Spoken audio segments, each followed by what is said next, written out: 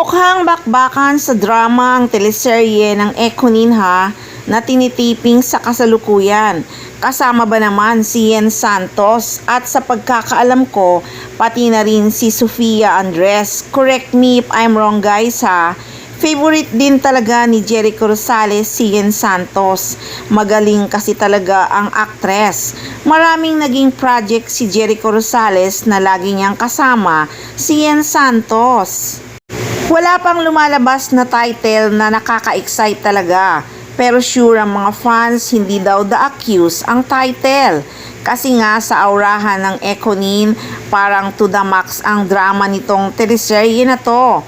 At ang balita pa nga aabutin ng 1 month ang Econin sa pagtitaping sa Iloilo. Marami silang scene na ititaping sa naturang lugar. Ang ganda ba naman kasi ng Iloilo at magkasama pa silang dalawa. Hindi sila mababagot or maboboring, siguradong inspirado pareho. Kahit bakbakan pa ang taping na sabi nga ng ibang artista, mahirap gumawa ng teleserye. Puyatan ang taping, nakakadrain daw talaga ng energy ang teleserye.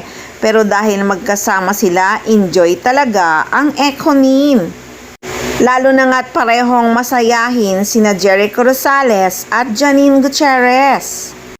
Nakaka-excite daw talaga ito kasi Janine Gutierrez, Jericho Rosales at Yen Santos bibida daw talaga sa bigating kapamilya serye.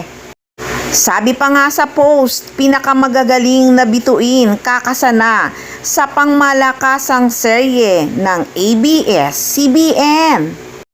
Bardagulan ng urian, Yen Santos, Jericho Rosales, Janine Gutierrez, sanib puwersa sa higanting kapamilya serye. Yes, sobrang nakaka-excite talaga ito. Pinakamagagaling na artista sa industriya magkakasama sa isang serye.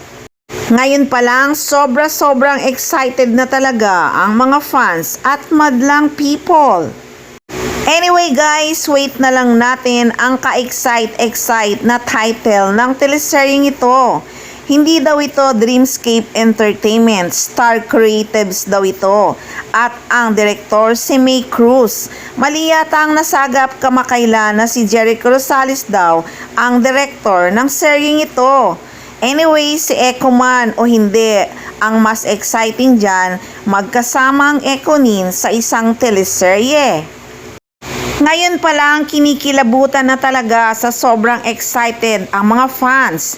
Biro mo, Janine Gutierrez, Jericho Rosales, Yen Santos, nakakatindig balahibo talaga ito. Mukhang heavy drama talaga ang teleseryeng ito.